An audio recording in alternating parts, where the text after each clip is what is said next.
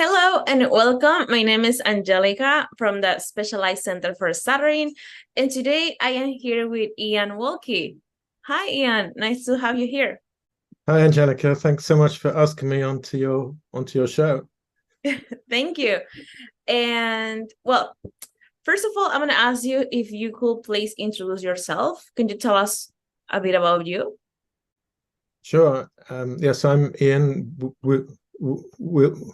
Wilkie. I'm a person who stutters, and these days I founded and I lead a charity and a campaign called 50 million Voices, and I also coach and mentor executives who have disabilities. And I do that through creating and running mentoring schemes, and maybe for organizations, banks, for example, where they have networks of people who have different disabling conditions, or I run a program for a charity called Action for Stammering Children, which is a mentoring program for young adults who stammer. And I also coach senior people in business who have overall responsibility for ensuring that the people with disabilities in their organizations thrive and have successful careers. So a real sort of mixture there. And then my work with stammering, which is at least 50% of my time, is focused mainly on my work with 50 million voices. Thank you. And just that you mentioned that, I want to ask you if you could share a bit about what is 50 million voices, and what is the work that you are doing there, for those who still don't know it. Yeah, so 50 million voices was created really after the global stuttering conference in Hiroshima in Japan in 2018, where I gave a talk on stuttering, stammering in the workplace, which I've been working with alongside my business career then. And it just got an amazing reaction. So I felt, wow, rather than just sharing the slides, let's form a community, let's sort of stay together. And so about 10 of us launched 50 Million Voices in February 2019, really to share what we were all doing or not doing to help people who stutter in the world of work, help get into work and be successful in work. And we did that, and then there was a sense of, well, what else are we going to do now? We've shared everything we've got. I remember Pamela Mertz from the USA saying, well, we just got to do something. So we came up with the idea of offering free interview practice for people who stutter. Interviews are a nightmare for everybody, but particularly for people who stutter, including interviewing. If you're the interviewer with a stutter, can be challenging. And so from that, we've run several events, but also we do lots of other things in 50 Million Voices. So it's now a registered UK charity as well. And we have what we call leaders from 15 different countries, including you, Angelica, from representing the Peruvian community, really. And we're not too fussed on whether people are members of their national community. It's just that they're active in the world of stuttering, and they bring a different community potentially under the umbrella, really, or into the sphere of the work of 50 Million Voices. So we kind of say that, our goal is to transform the world of work for people who stutter. So what does that mean? Well, transform is like change, but it's a really active word. It's changed significantly. We're not about sitting in conferences and having lots of meetings. We're actually about bringing employers and people who stutter together. So transform the world of work. We are obsessively about employment. So people who stutter, it can be really tough to get a job, really tough to get promoted. So we're very focused on the workplace. Having a job, being employed is so key to our life experience. So that, and it forms a significant part of our life in terms of the number of hours and days we spend in work. So transforming the world of work for people who stutter. This is people who stutter, people who stammer from around the world.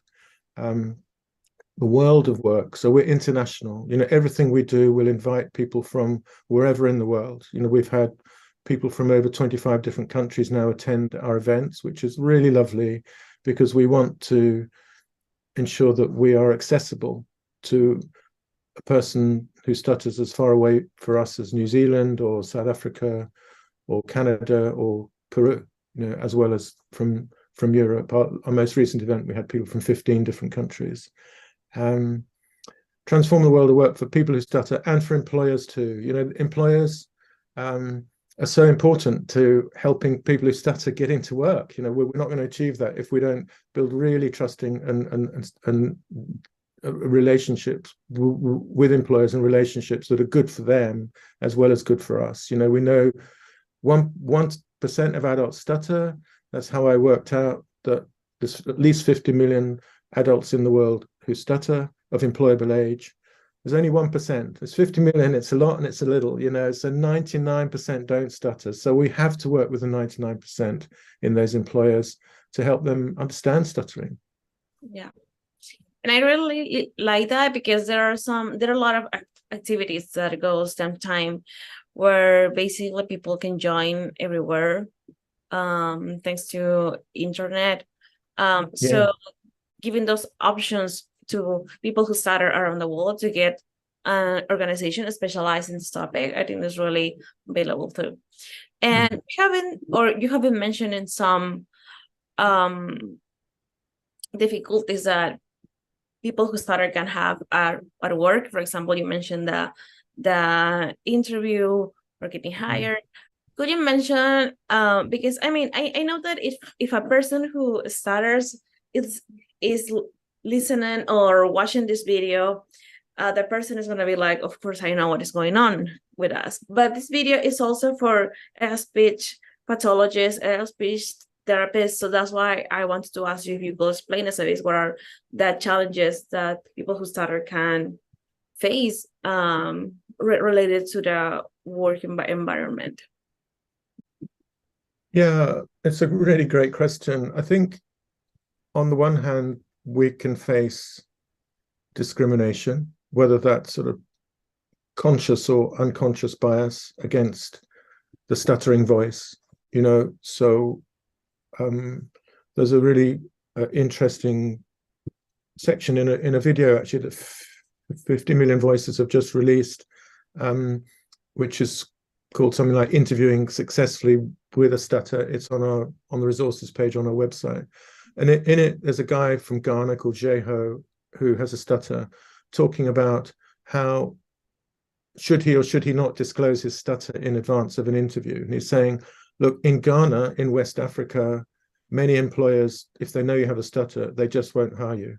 So there is sort of blatant discrimination all over the world against people who speak differently, not only stutters, people who speak with certain regional accents, people who speak perhaps with an accent that is different because they're speaking the home language and it's their second or third language, so there's a lot of research that shows that only certain voices really get listened to at work. So actually there is conscious and unconscious bias against people who started literally just to get an interview, let alone to pass that interview and be offered a job.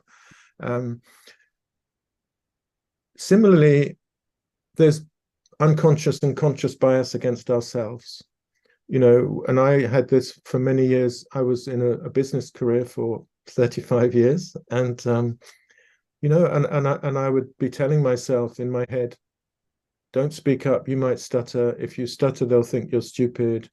If you stutter, you won't get the opportunity. You're better off to just stay quiet. So I think, or I would avoid speaking opportunities. I would avoid going on teams that were pitching for work because I knew I'd have to make a presentation. I'd avoid speaking up on training courses. So I stayed quiet a lot of the time when I felt I knew the answer, or when I had a question and I was too scared to ask because of the pressure to be perfect.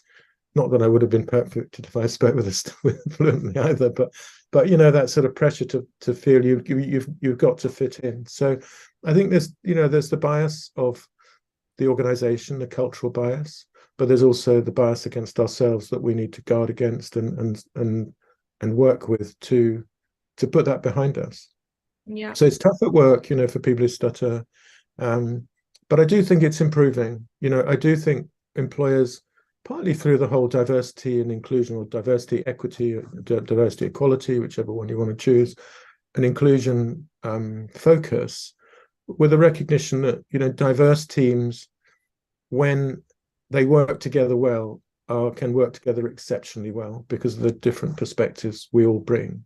And stuttering can be part of that diversity and inclusion work. I would go so far to say that a lot of diversity inclusion is about ensuring that all voices are equally heard at work. If that's gender, that's, there's different female voices, other voices, LGBTQ voices, voices of different races and ethnicities, and stuttering voices of people of hard of hearing. So that actually a lot of DEI is about ensuring that everybody's heard. So stuttering, in my view, sits right at the center of diversity, equity, and inclusion, not out on the edge. It's right at the center, because if organizations get stuttering right, accept stuttering as just a different way of speaking, they're probably getting a lot of DEI right. Yeah. And I really liked, and I really also wanted to share this, to kind of share some activities that you have been doing from the UK, etc. So we also can learn of how it works in a different countries. Because, for example, here, well, not here now, I'm in the USA, but when I was in Peru, the situation with people who start at the workplace can be really complicated, because there are a lot of companies that don't have any diversity, equity and inclusion office, for example, or just a team of people that work with them for them to have their rights respected. You know what I mean?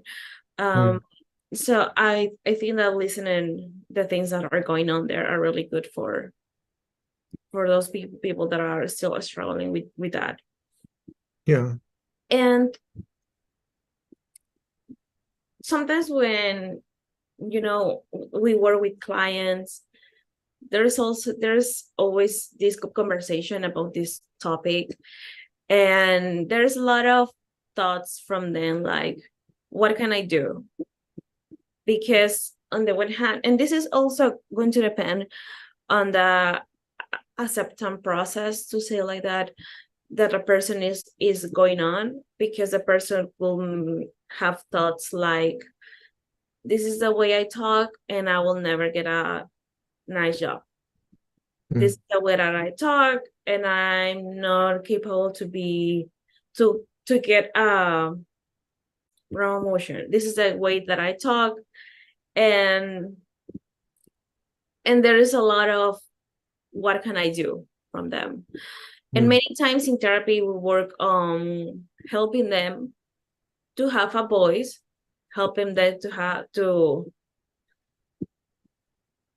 talk to the company so they can respect their rights, respect just simply the diversity. Of course, there is a word from both sides, but I would like to start talking about the person who stutters perspective, and what are some things that they can do, or a message that you can give in order to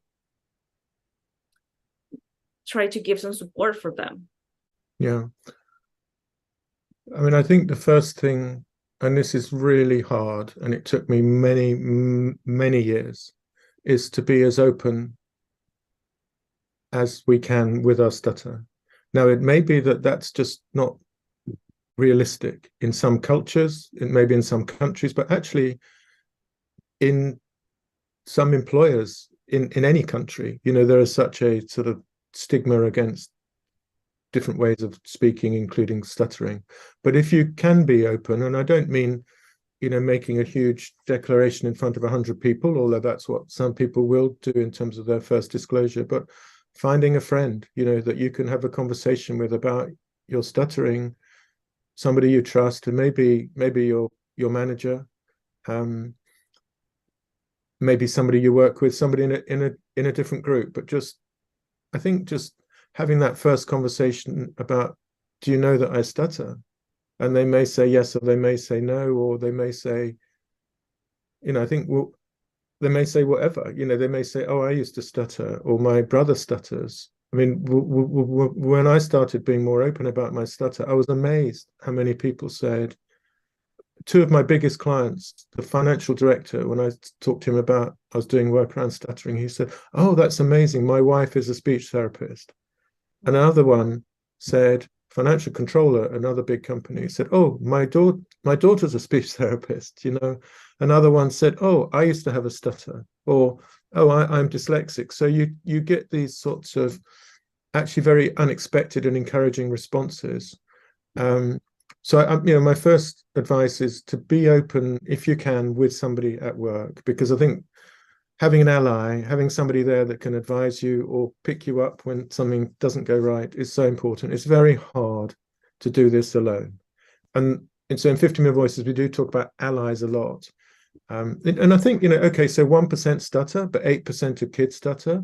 So that means, maybe 5 to 8% of the parents in your organization are coming to work every day worrying about their kids stuttering. So actually, it's not 1%, it's 6 to 7 to 8% of people that actually probably know quite a lot about stuttering.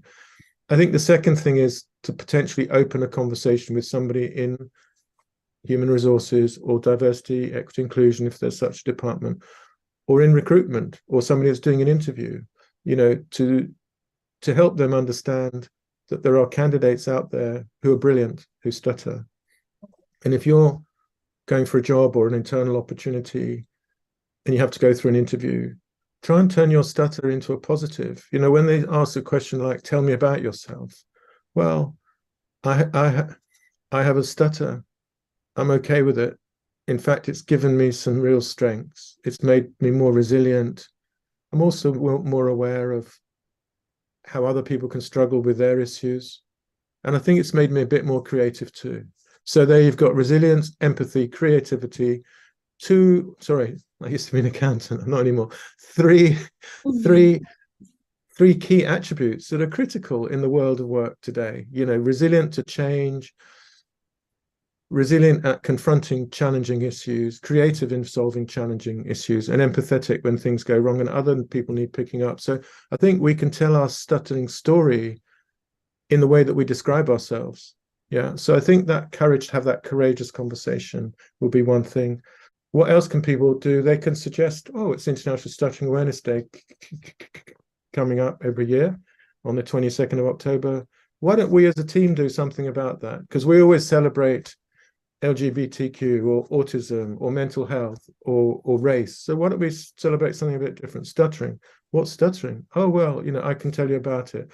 Or invite somebody like 50 Million Voices, or I'm sure in the US, organization like the NSA, there's Stammer again in the UK. In Ghana, there's the Ghana Stammering Association, there's Stammering Kenya, there's Indian Stammering Association. Invite somebody in who's an expert who can share, well, what is stuttering? It's just a different way of speaking. Hey, it's neurological. Oh, it's neurological. So is autism and dyslexia. There's budget for neurodiversity. So I think find something that can be a hook. The hook can be International Stuttering Awareness Day. The hook can be, hey, we'd really like to bring some people into this organization that have strengths around being more empathetic, or perhaps our culture's too hard here. So I don't know, look for opportunities. Yeah. And I really like those messages that you just gave, because it's a lot of change the way that we see it. It's a lot of switch a bit idea from this is how I talk and I don't want to tell to anyone to, yeah, this is what I talk and I have rights and I can talk as much as I want. And I agree completely. Things like talk to someone at work, because I also understand this feeling of feeling ashamed for it and don't want to share it with anyone. But I think it's also the fact that the more you try to hide something, the more difficult it becomes, because you are just putting yourself under a lot of tension and a lot of struggle, because the people is trying to hide something that, to be honest, it cannot always be hide, because this is the way that we talk. And even the person knows all the techniques, it is always going to be someone who stutters.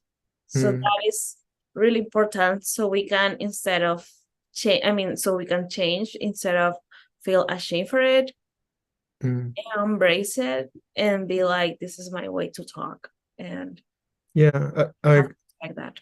I do agree, and I think I remember one time when I stuttered a lot in I was reading at a big cathedral service, and afterwards there was this very formal tea, very British, and people coming up to me and saying, "Oh, well read, you're really courageous. Don't worry about the stuttering." And people saying, "Oh, I didn't know you stuttered." And others are coming up and saying, "Oh, Iain's always stuttered. We've known Iain stuttered for years." And I'm like, "What? What?" I was thinking I'd hidden it for sort of all those years. So people have a sense, and people actually don't care that much. Sometimes it's the biggest thing in our head as we walk into work on that day. We've got to make a presentation, but if we stutter, most people, I think, really don't mind.